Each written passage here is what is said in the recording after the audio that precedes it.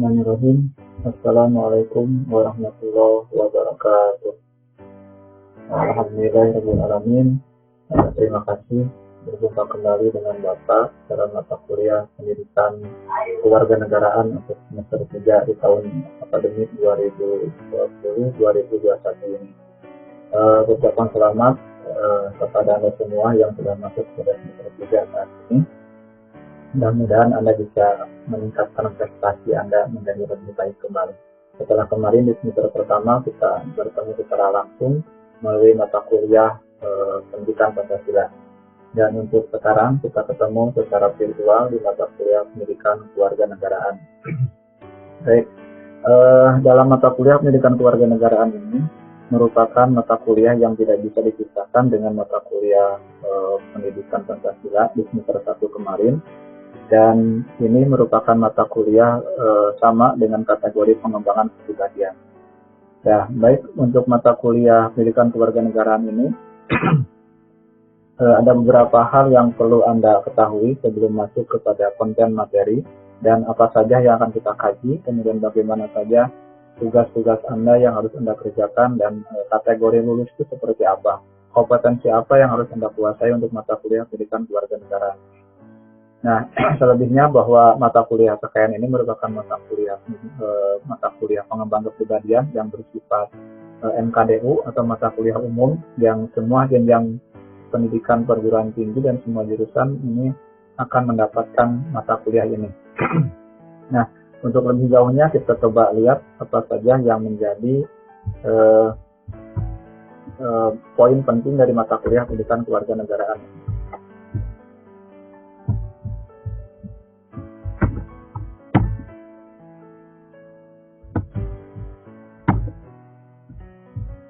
Ya, yang pertama bahwa Anda bisa dikatakan lulus dari mata kuliah ini apabila Anda salah satunya sudah mencapai dari 3 poin ini. Selebihnya memang adalah adanya perubahan pola sikap dan perilaku Anda yang menunjukkan kecintaan Anda kepada tanah air, bangsa dan negara, khususnya kecintaan Anda kepada lingkungan sekitar, terutama kecintaan kepada budaya, adat, tradisi dan sebagainya yang berhubungan dengan kecintaan kita kepada tanah air, bangsa dan negara Republik Indonesia.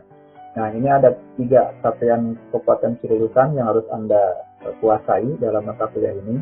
Yang pertama, Anda harus mampu menganalisis masalah-masalah yang bersifat kontekstual dari PKN, mengembangkan sikap positif dan penampilan perilaku yang mendukung semangat bangsa dan cinta tanah air. Yang terutama adalah kecintaan kita kepada budaya-budaya lokal, budaya-budaya nasional, dan budaya bangsa dan negara kita. Ini harus kita tanamkan. Ini adalah tugas dan dikatakan lulus kalau Anda sudah memiliki kebanggaan dan kecintaan terhadap hal-hal tersebut. Khususnya yang berbau tentang budaya dan tradisi atau tata nilai bangsa dan negara Republik Indonesia, negara kita tercinta ini. Yang berikutnya, mampu menganalisis masalah kontekstual PKN yang mengembangkan sikap positif dan menampilkan perilaku yang mendukung demokrasi yang berkeadaban. Nah, ini yang sangat penting. Arti demokrasi itu kan adalah adanya keterbukaan, transparansi, kemudian menerima kritik dan menerima saran yang berhubungan dengan nanti terbentuknya keberadaban yang lebih baik. Nah, ini sangat penting juga untuk Anda kuasai bahwa tugas dan capaian kelulusan mata kuliah ini Anda ingin dinyatakan lulus apabila Anda sudah memiliki semangat dan jiwa demokrasi. Artinya tidak pernah memaksakan kehendak, menerima kritik dan masukan dari orang lain itu yang bersifat membangun, kemudian senantiasa berpartisipasi terhadap program-program baik itu di lingkungan eksternal ataupun lingkungan bangsa dan negara kita tercinta. Nah, yang berikutnya bahwa Anda diharapkan mampu menampilkan perilaku yang mendukung kesadaran hukum dan keragaman. Dan ini yang sangat penting, bahwa mata kuliah ini bertujuan adalah agar kita menyadari bahwa peran dan fungsi kita sebagai warga negara salah satunya adalah kita untuk menjunjung tinggi nilai-nilai hukum, kemudian mentaati nilai-nilai hukum dalam mewujudkan tatanan hukum yang lebih adil, lebih merata. Kemudian kita menunjukkan sikap positif terhadap hukum. Salah satunya adalah mentaati peraturan, memberikan suri teladan bagi lingkungan kita sekitar bahwa kita adalah orang-orang yang benar-benar intelektual. Salah satunya adalah kita taat kepada hukum dan aturan. Kemudian di tengah-tengah itu juga muncul bahwa adanya kita menghargai keberagaman. Nah, kenapa kita harus menghargai keberagaman? Bahwa ingat konteksnya bahwa Indonesia terbentuk dari negara yang beraneka ragam. Nah, ini penting sangat kita junjung tinggi nilai-nilai keberagaman ini atau keragaman ini, karena kalau kita tidak menghargai keberagaman bangsa negara kita, maka tunggulah kehancuran dari negara kita ini. Maka dibutuhkanlah nilai-nilai menghargai keragaman dalam wujud kita saling menghargai atau toleransi, kemudian tidak chauvinisme atau berlebihan mencintai suku bangsa dan tanah air kita secara berlebihan, dan memandang rendah suku bangsa dan wilayah bagian negara di Indonesia yang lainnya. Ini juga tidak baik bagi kita. Artinya, menjunjung tinggi keragaman ini adalah esensi penting dari mata kuliah pendidikan kewarganegaraan ini. Jadi dapat kita simpulkan, Anda dikatakan lulus kalau memenuhi unsur. Nah, yang pertama, bahwa Anda memiliki sikap kecintaan kepada tanah air. Kemudian, cinta itu tidak hanya sebatas kata, tapi diwujudkan dalam wujud bela negara atau kerelaan kita untuk membela kebenaran. Kemudian pengorbanan kita kepada bangsa dan negara. Nah, yang kedua, bahwa Anda harus bisa menunjukkan perilaku demokratis, transparan, keterbukaan, menerima saran dan kritik, kemudian memberikan masukan kepada orang lain, dan kemudian tidak pernah memaksakan kehendak kepada orang lain ataupun siapapun. Nah, yang ketiga, bahwa Anda dikatakan lulus kalau Anda mampu menampilkan perilaku sikap yang menjunjung tinggi hukum, taat pada hukum, taat pada aturan, dan Anda menghargai keberagaman, memberikan rasa nyaman kepada orang lain yang berbeda di Indonesia, khususnya bangsa-bangsa kita, masyarakat kita lainnya, memberikan kenyamanan kepada orang lain yang berbeda agama, berbeda budaya, berbeda bahasa, dan sebagainya, yang tinggal di tengah-tengah dari lingkungan kita. Kemudian memiliki rasa toleransi yang sangat tinggi dan tidak pernah memaksakan sesuatu hal kepada orang yang berbeda di tengah-tengah lingkungan kita. Nah, itulah poin penting dari capaian kelulusan mata kuliah ini. Nah, yang berikutnya ini untuk penugasan atau untuk penilaian, bahwa penilaian ada 4 aspek. Yang pertama, Anda harus mengikuti UTS, nanti akan diambil persentasenya adalah 30%, kemudian UAS adalah 40%, kemudian penugasan 20%, dan kehadiran itu 10%. Nah, untuk penugasan, ini kan kita proses perkuliahannya dengan daring, maka ada 14 kali pertemuan. Di setiap 14 kali pertemuan itu mungkin ada beberapa penugasan, khususnya untuk penugasan berkomentar atau memberikan tanggapan atau argumentasi pada forum diskusi, kemudian mengerjakan kuis dan mengerjakan tugas lainnya. Dan yang terpenting untuk kehadiran, Anda dianggap hadir ya kalau sudah mengisi semua menu atau semua tampilan atau semua hal-hal yang di-upload atau ada tertuang dalam pertemuan tersebut. Jika ada materi, maka silakan Anda akses materi itu. Kemudian yang kedua, ada forum diskusi, maka silakan Anda berikan aktif di forum diskusi itu. Kemudian yang ketiga, ada kuis, kemudian ada penugasan, kalau ada 4 aspek. Maka semuanya harus diakses oleh Anda, baru Anda dikatakan hadir, karena Bapak tidak menyediakan checklist kolom daftar hadir secara khusus, karena mungkin saja kalau seperti itu Anda hanya mengisi checklist daftar hadir saja, sementara poin-poin pentingnya tidak Anda akses. Maka Bapak sudah menyeting dalam sistem Anda dikatakan hadir kalau sudah mengakses semua tampilan atau semua tugas, semua menu yang ada di pertemuan itu. Kalau ada 4 menu, maka Anda harus akses 4 menu itu, maka Anda dianggap hadir. Maka Bapak menggunakan sistem absensinya seperti itu. Itu untuk kehadiran, jangan sampai nanti ada hal yang bermasalah. Kalau ada 4 tampilan menu di sana, Anda hanya mengakses 2 saja, maka tetap Anda tidak dianggap hadir atau dianggap terlambat hadir. Nah, tapi kalau ada 4 menu di sana dan Anda mengakses 4-4-nya, maka Anda dikatakan hadir 100% untuk pertemuan ini. Jelas ya? Nah, baik, untuk berikutnya. Nah, untuk cakupan materinya, Anda bisa lihat bahwa ada 9 materi yang harus Anda kuasai, dan Bapak sudah menyediakan buku modulnya. Silakan nanti di download di pertemuan pertama. Nanti silakan Anda bisa mengambil dan mempelajarinya.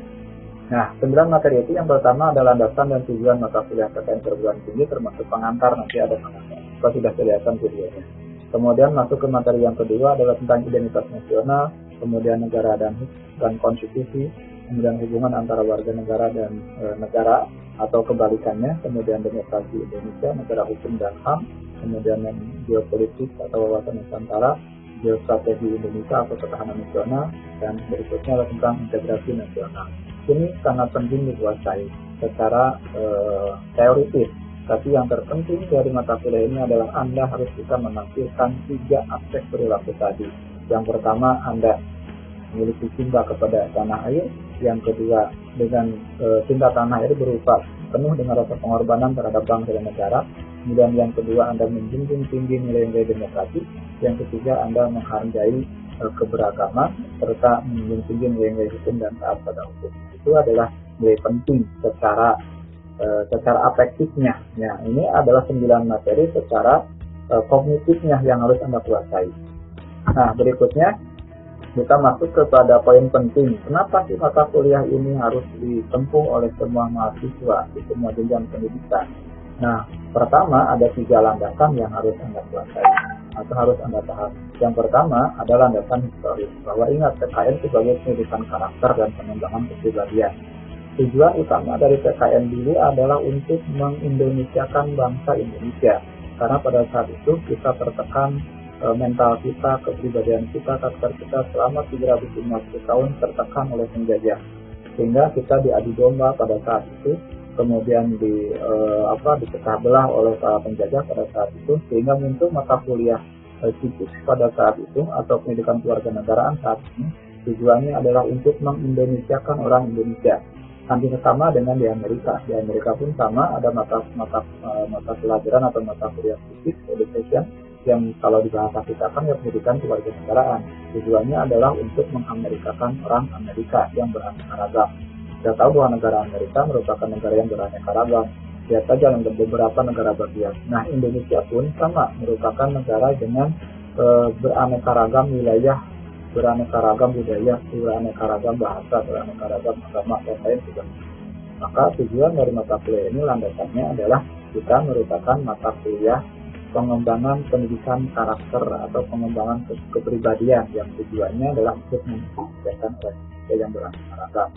Yang kedua, landasan kultural, yaitu mengarahkan agar menjadi negara yang memiliki wawasan kebangsaan dan cinta tanah air. Ini landasan. Yang berikutnya landasan juridis, yaitu ada berdasarkan secara tertulis dalam konstitusi kita, ada dalam undang-undang kita, yaitu Undang-Undang Nomor 12 Tahun 2012 tentang mata kuliah pengembangan umum kepribadian, salah satunya adalah mata kuliah pendidikan kewarganegaraan. Nah, berikutnya bahwa pengembangan pendidikan karakter di kita itu menganut kepada hal-hal berikut ini. Salah satunya adalah tertuang dalam Undang-Undang Dasar 1945. Salah satunya adalah untuk menjunjung tinggi nilai-nilai kebangsaan dan cinta tanah air. Dan ini mata kuliah PKN ini merupakan salah satunya kebijakan nasional tentang pengembangan pendidikan karakter kebangsaan. Ini landasannya, ini dasarnya, dan ini adalah perlunya kita untuk mengembangkan pendidikan karakter. Ya, berikutnya tidak akan Bapak bahas lebih tegas karena akan dibahas nanti di perkuliahan berikutnya. Ini hanya sebagai gambaran saja. Nah, ini juga adalah sama. Sebelum masuk ke materi perkuliahan berikutnya, Anda harus tahu bahwa ada 10 tanda sebuah negara atau bangsa ini sedang menuju jurang kehancuran, dan ada 10 ya. Yang pertama, meningkatnya kekerasan di kalangan remaja, membudayanya tidak di jurang, sampai pada kurangnya kepedulian di antara sesama. Dan kalau 10 ini terpenuhi, maka bangsa itu dianggap sudah menuju kepada jurang kehancuran, atau kalau bahasa istilahnya adalah telur di ujung tanduk. Nah, tinggal menunggu waktunya saja kehancurannya. Nah, inilah salah satu penyebab menurut Likona pentingnya ada pendidikan karakter, sehingga pendidikan karakter ini bisa mencegah munculnya 10 tanda-tanda kehancuran bangsa ini. Dan pendidikan karakter salah satunya muncul ada dalam mata kuliah pendidikan kewarganegaraan, mata kuliah pendidikan Pancasila, dan mata kuliah pendidikan agama, serta mata kuliah yang lain yang menjadi potensi atau menjadi kelebihan dari program studi masing-masing. Dan ingat, mata kuliah PKN dan Pancasila Beda Agama merupakan mata kuliah yang penting, mata kuliah yang merupakan wajib ada dan harus dan wajib ditempuh oleh semua mahasiswa di semua jenjang pendidikan tinggi ataupun menengah ataupun dasar. Nah, itulah beberapa hal yang penting Anda ketahui tentang mata kuliah pendidikan kewarganegaraan. Tujuan akhirnya adalah pendidikan kewarganegaraan ini, tujuan akhirnya adalah agar menjadikan warga negara yang baik atau yang dikenal dengan istilah to be good citizenship, atau juga ada istilah dengan smart and good citizenship, artinya warga negara yang cerdas, warga negara yang baik, warga negara yang kreatif, warga negara yang inovatif. Yang secara sederhana kita bahasakan dengan to be good citizenship, warga negara yang baik.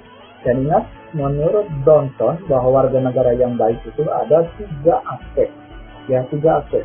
Yang pertama ada baik kepada Tuhannya, baik kepada negaranya, baik terhadap sesama warga negara. Ini harus dikuasai dan harus ditempuh dan harus dipahami oleh Anda semua. Baik kepada Tuhannya, Anda taat menjalankan perintah agamanya. Kemudian baik kepada negaranya, Anda taat kepada perintah dan aturan negaranya, menghargai dan menjunjung tinggi negaranya, serta menghargai pemerintahannya dan mengikuti semua program-program pemerintah, kemudian dan memberikan saran dan kritik serta masukan kepada pemerintah untuk hal kebaikan. Kemudian yang ketiga, baik terhadap sesama warga negaranya, yaitu tadi nilai-nilai saling menghargai, toleransi antar sesama, saling membantu, saling peduli dan sebagainya. Nah, itulah tujuan akhir dari mata kuliah Pancasila, kemudian tujuan akhir dari mata kuliah pendidikan kewarganegaraan, yaitu menjadikan keluarga negara yang baik atau to be good citizenship. Nah, berikutnya kita lewat untuk bagian ini. Nah, misi mata kuliah ini yang terpenting adalah bahwa membantu Anda sebagai mahasiswa untuk memantapkan kepribadiannya agar secara konsisten mampu mewujudkan nilai-nilai dasar Pancasila, rasa kebangsaan dan cinta tanah air dalam menguasai, menerapkan dan mengembangkan ilmu pengetahuan teknologi seni dan rasa tanggung jawab yang bermoral. Tentunya juga ada nilai-nilai iman dan takwa di sini. Kenapa? Karena mata kuliah PKN ini merupakan mata kuliah pengembangan kepribadian yang tidak akan lepas dari nilai religius dari setiap agama yang ada di Indonesia. Nah, ini misi dari pendidikan kewarganegaraan. Nah, berikutnya ini yang terakhir adalah tujuan mata kuliah PKN secara umum yang saya kasih dalam modul yang nanti Bapak upload di sini ada 5. Yang pertama, mengembangkan sikap dan perilaku kewarganegaraan, mengapresiasi nilai-nilai religius, moral dan etika, menjadi warga negara yang cerdas, berkarakter, menjunjung tinggi nilai-nilai kemanusiaan, kemudian menumbuh kembangkan jiwa dan semangat nasionalisme dan rasa cinta tanah air. Ingat tadi kita bilang bahwa cinta saja sudah cukup, karena itu butuh ada wujud dalam bentuk pengorbanan. Ya, baik pengorbanan harta, waktu, tenaga, jiwa, dan raga. Untuk saat ini mungkin jiwa dan raga tidak, tapi minimal kita bisa memberikan pengorbanan kepada bangsa dan negara kita dalam bentuk harta, waktu, dan tenaga.